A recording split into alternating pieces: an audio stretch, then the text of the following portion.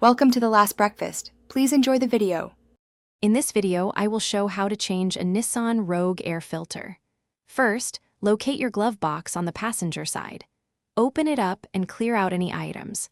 Then, gently press in on both sides of the glove box. This action will release the stops, allowing the glove box to swing down further and reveal the filter housing behind it. With the glove box fully open, you'll see the air filter housing. There are usually two small clips on the sides of this cover. Unclip these, then gently pull the cover off. Now, you can carefully slide the old, dirty cabin air filter straight out of its slot. Notice its condition. It's probably quite dusty. Before inserting your new filter, pay close attention to the airflow arrows printed on its side. These arrows must point in the correct direction, usually downwards, to ensure proper air circulation. Slide the new filter into the housing, making sure the arrows align. Then, replace the cover and snap the two clips back into place.